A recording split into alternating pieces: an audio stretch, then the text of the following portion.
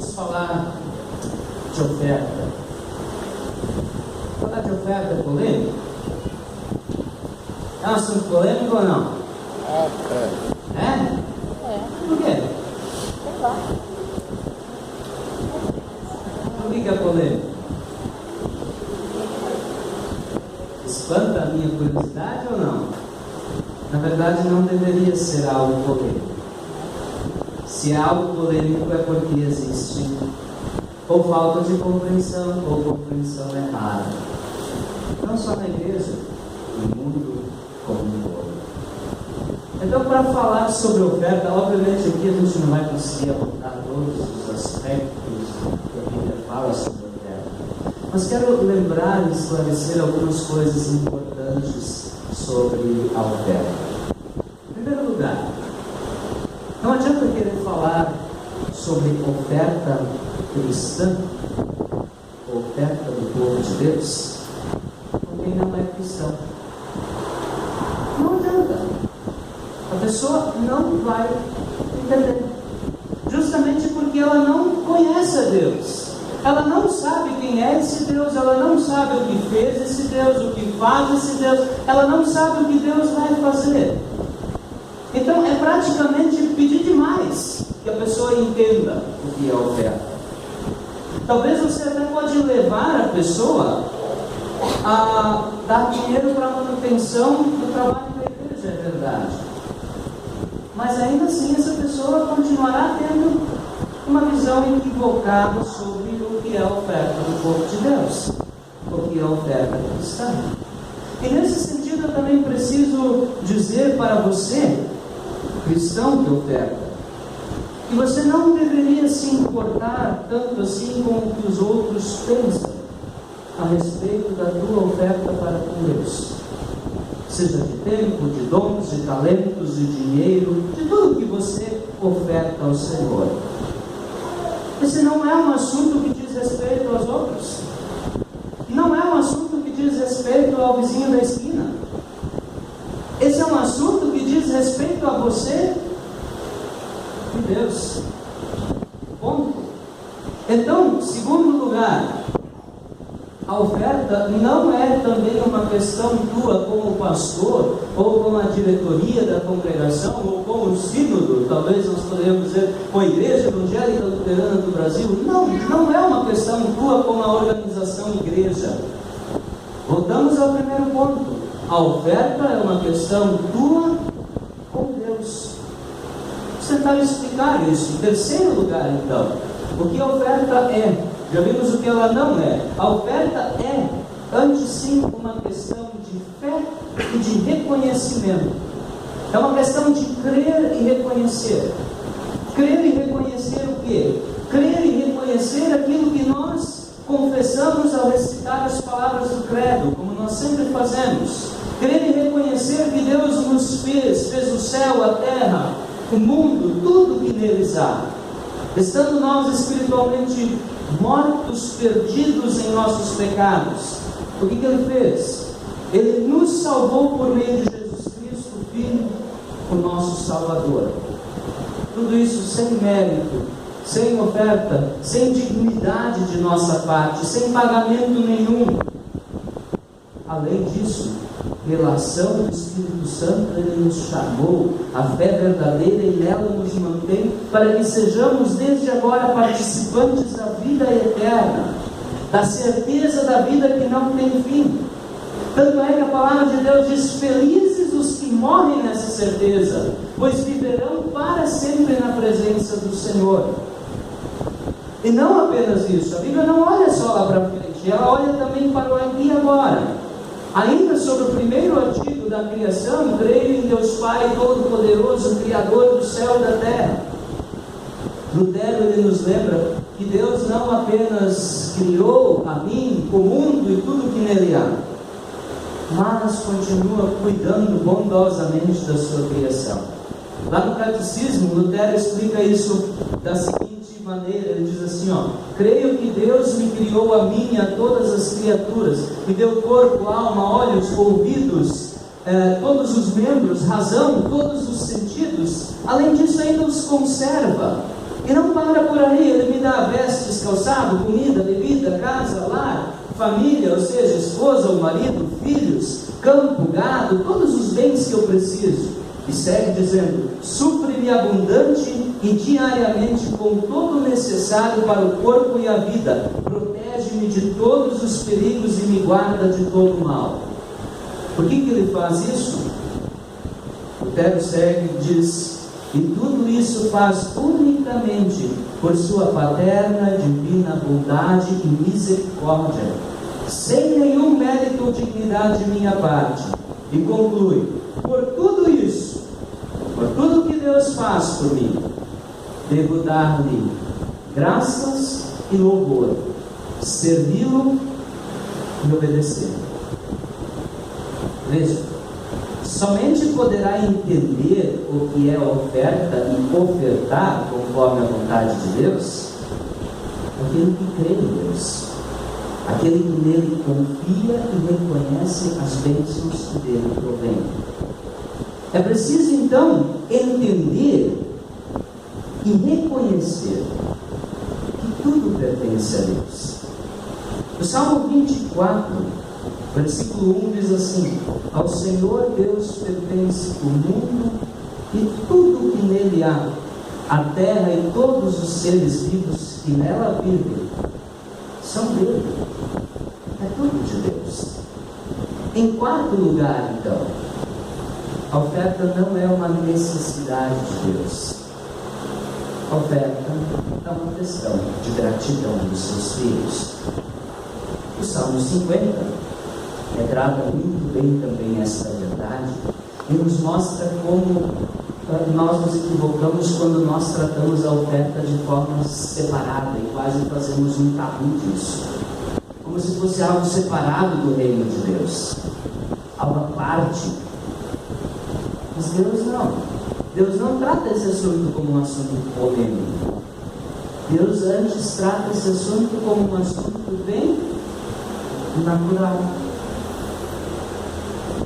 Se eu perguntasse para vocês: é polêmico que eu dê um presente para meu pai ou para minha mãe, em gratidão por tudo que tem feito por mim? É natural, não é mesmo? É óbvio, não é mesmo? Mas a mesma coisa em relação a Deus. Por que polêmico? Abram a Bíblia de vocês no Salmo 50, nós vamos ver como Deus trata o assunto junto. Existem muitos outros textos, na verdade, os textos de hoje, muitos outros tratam a esse respeito, mas nós hoje vamos nos ater um pouco ao Salmo de número 50. Então, peguem lá o Salmo de número 50. Nós estamos agora, hoje é o último domingo do ano da igreja. Domingo que vem é o primeiro domingo de Advento. O ano da igreja termina hoje. Domingo que vem vamos ter um novo banner, a nova temática da igreja. E nesse último período do ano eclesiástico, a igreja ela sempre começa no Advento se preparando para a vinda do Messias, o Natal, e termina falando de quando ele virá novamente em poder e glória e da esperança eterna que nós temos. E é justamente nesse sentido então que o Salmo 50 inicia. Vejam, vou ler de novo algumas partes. O versículo 1 diz assim: Deus, o Senhor, fala e chama todos os moradores do mundo de um lado da terra ao outro. Deus brilha lá de Jerusalém, a cidade de perfeita beleza. Que Jerusalém é essa? Não é aquela ali do outro lado do mundo, não. É Jerusalém celeste, a vida eterna. Ao versículo 3 diz: o nosso Deus está chegando, porém ele não vem em silêncio. Lá no Natal ele vem em silêncio, numa humilde estrebaria. Mas nós temos a promessa que quando ele vier novamente, será em poder, em glória, como um relâmpago que sai de um lado da terra ao outro, do Oriente ao Ocidente. Todos o verão. Nosso Deus está chegando. E, versículo 4, ele chama o céu e a terra como testemunhas para assistirem ao julgamento do seu povo. Lembra-nos que ele vem também para julgar a terra. quando eu falo julgar a terra, veio para julgar as pessoas. Então, no versículo 7, nós temos uma transição, onde nós vemos então como agora Deus volta ao assunto do reino de Deus, para que cada um viva o reino de Deus e coloca as ofertas de uma forma muito tranquila aí no meio. Ele diz, Deus diz, escute meu povo que eu vou falar, vou ser testemunha contra você, povo de Israel. Eu sou o seu Deus. Esse é o ponto de partida. Eu sou o seu Deus. É como se Deus dissesse assim, ó, se eu não sou o teu Deus, ok, não precisa mais ler. Não precisa mais continuar. Porque aí nós precisamos voltar para o início e ver se eu posso ser teu Deus. Porque o que eu vou falar aqui é porque eu sou o seu Deus. E segue, versículos 8 a 13, diz assim, não vou repreendê-los por causa dos sacrifícios e das ofertas que vocês sempre me trazem. No entanto, eu não preciso dos touros das suas fazendas, nem dos bodes dos seus rebanhos. Pois os animais da floresta são meus e também os milhares de cabeças de gado espalhados nas montanhas. São meus todos os pássaros dos montes, tudo que vive nos campos. Se eu tivesse fome, não pediria nada a vocês, pois o mundo é meu e tudo que nele há. Por acaso eu preciso comer carne de touros e beber sangue de bodes? É interessante. É como se Deus dissesse assim, ok, eu não vou repreender vocês porque vocês estão trazendo ofertas para mim, porque é algo natural que deve acontecer. Mas eu quero ensiná-los algo bem importante para que vocês façam isso da maneira correta. Deus é muito claro ao mostrar assim, ó, não basta ofertar, é preciso fazê-lo da forma correta. Pois Deus olha muito mais o coração do que a oferta em si, embora as duas coisas, de certa maneira, estejam ligadas.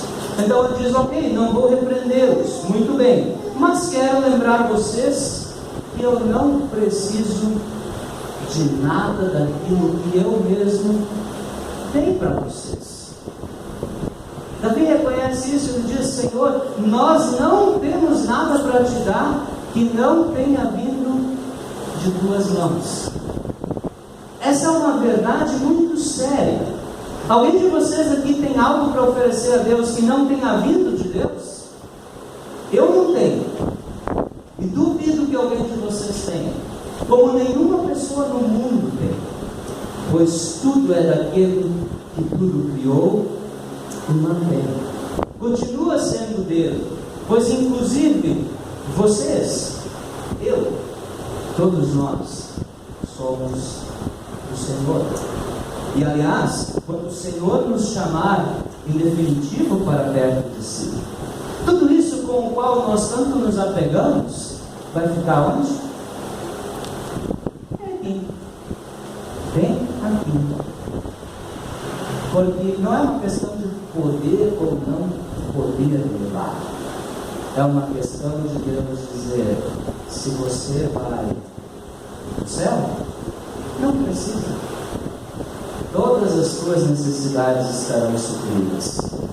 Se você não vai para o céu, se você não crê, não faz diferença. Nada poderá comprar o teu resgate. Mas embora Deus não precise de nenhuma das nossas ofertas, Ele sim espera que elas sejam feitas de forma natural. Então olhe lá o versículo 14. O versículo 14, ele diz assim, ó, que a gratidão de vocês seja o sacrifício que oferecem a Deus e que vocês deem ao Deus Altíssimo tudo aquilo que prometeram. Como é que deve ser a oferta? Gratidão. Essa é a palavra, gratidão. Diz assim, ó, não vou repreender vocês pela oferta que vocês estão fazendo, mas quero alertá-los que não pensem que ela pode cobrar algo e merecer algo. A oferta aceitável ao Senhor é aquela que parte de um coração agradecido. Essa deve ser a motivação da oferta. Então, no versículo 15, aliás, esse é um versículo que nós lembramos muito e parece que ele entrou de paraquedas aqui assim. Vamos ler ele juntos? Se me chamarem no dia da aflição, eu os livrarei e vocês me louvarão. Não parece que Deus mudou de assunto assim, do nada? Ele está falando de ofertas, que a gratidão seja a oferta de vocês. Daí quando eu leio, ele diz assim: olha, se você me chamar no dia da aflição, eu vou te livrar. Nós conhecemos mais a tradução antiga: invoca-me no dia da angústia, eu te livrarei, tu me glorificarás. Embora pareça que esse versículo caiu de paraquedas, ele não caiu de paraquedas. O que Deus está fazendo, ele está dizendo assim, ó: eu sou o teu Deus. Voltamos lá por isso. Ok, eu sou o teu Deus, é que você pode invocar em todas as suas necessidades. Não precisa da tua oferta para você comprar o meu favor.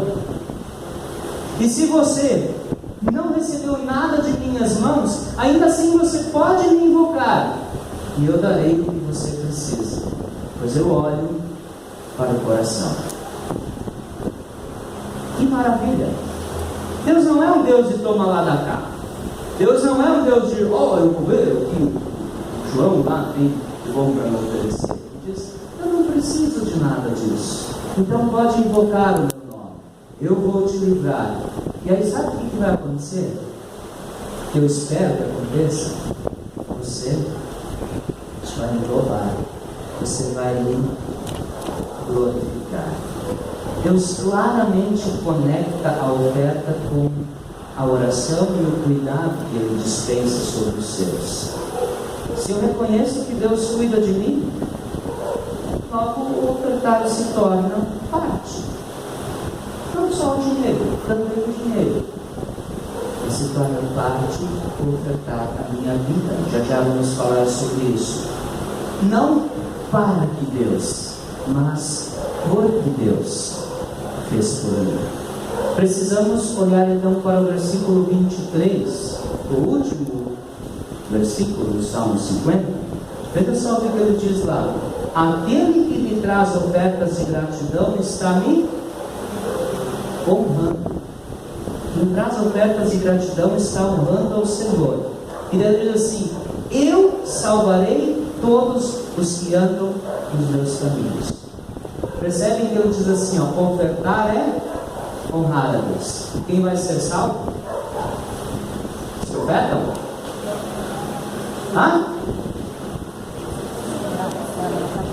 Os que andam nos seus caminhos, esses vão ser salvos. Quem é o caminho? Jesus é o caminho. Quem anda no caminho percebeu que o Senhor o livrou, o Senhor cuida, o Senhor o lava. E a consequência óbvia é que vocês me louvarão e terão um coração agradecido. Deus faz questão de mostrar assim, não é a tua oferta que faz a coisa, é o caminho que o Senhor propõe. E nesse caminho, a oferta ocupa um pequeno pedacinho, que é o pedacinho que faz parte da gratidão. Não menos, nem mais importante. Erramos se colocamos a oferta como algo maior do que as outras coisas dentro do reino de Deus. E erramos quando colocamos ela como se fosse algo de pouca importância também. As duas coisas estão erradas.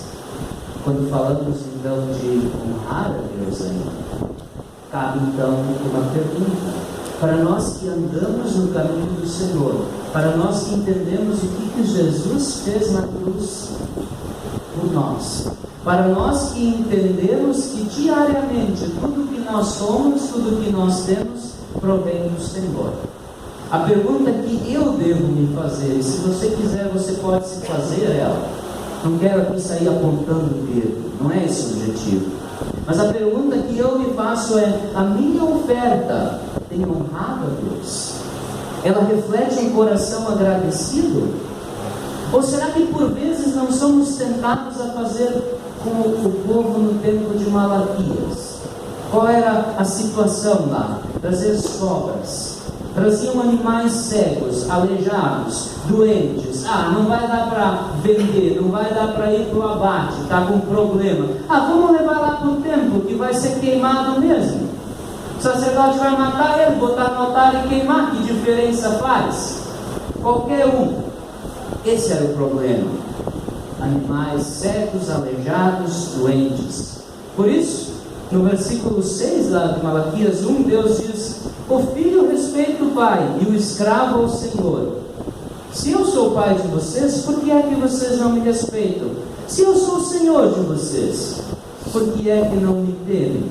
Vocês me desprezam e mesmo assim perguntam: como foi que te desprezamos? Embora Deus não precise de nada que Ele tenha nos dado, Ele não deseja que migalhas ou sobras sejam apresentadas em sinal de gratidão. Por quê? Porque não serve para ser oferta? Não é essa a questão.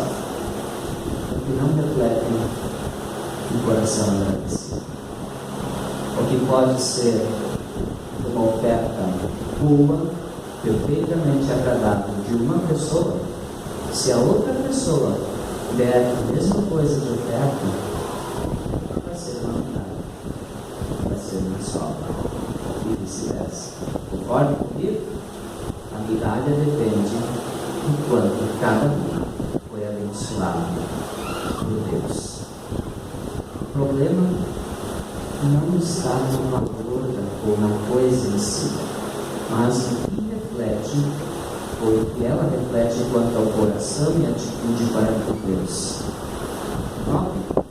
Tudo é uma questão de fé, de reconhecimento, de gratidão e atitude.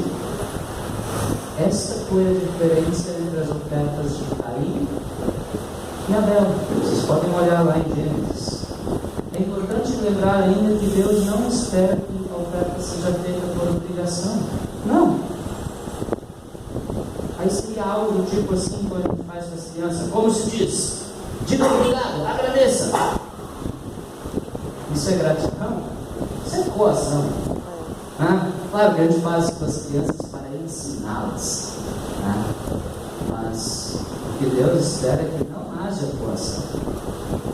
Ele espera que haja gratidão autêntica, genuína e verdadeira. Exatamente por isso, como igreja, poderíamos dizer: não somos legalistas quanto à questão da oferta e não ficamos batendo nessa tecla o tempo todo. É um dos assuntos que são tratados ao longo do ano, normalmente no período final do ano eclesiástico. Deus não espera que alguém oferte o que não tem. Está muito claro lá, 2 Coríntios 8:12, que nós ouvimos a leitura. Mas sim, Deus aceita com alegria, diz lá, a oferta generosa de gratidão a partir do que a pessoa recebeu, das bênçãos de suas mãos. Para que nosso ofertar seja agradável a Deus, precisamos então seguir o exemplo dos cristãos da Macedônia. Está lá em 2 Coríntios 8 também. Diz lá que eles, a primeira coisa que eles fizeram, eles deram a si mesmos ao Senhor. A primeira coisa que eles fizeram: Senhor, eu sou teu, seja meu Pai, eu sou teu filho. Se tratamos a nossa relação com Deus como relação de pai para filho, então é muito natural entender que Ele, como nosso Pai, cuida de nós e que nós, como filhos, somos agradecidos. Nesse sentido, aponta também a repreensão de Jesus aos fariseus, que eram extremamente cuidadosos, detalhistas quanto às ofertas, e ficavam quase que extorquindo as pessoas a trazer ofertas de todas as coisas. Diz lá que até do cominho, da erva doce, do cominho, de tudo, tinha que tirar 10% de tudo. Tem que tirar. Assim, grande coisa. Jesus os repreende. Por quê? Porque fazia um ato externo que não tinha nada a ver com gratidão. Queriam fazer tudo pela força da a lei, quando Deus espera que seja uma consequência natural de um coração novo, limpo, transformado por Deus. O Senhor Deus nos ilumine com o seu Santo Espírito, para permanecermos fiéis a Ele em todos os momentos de nossa vida e sobre todos os aspectos. E possamos todos nós receber e reconhecer sempre as suas bênçãos e dádivas, andando sempre no caminho da salvação.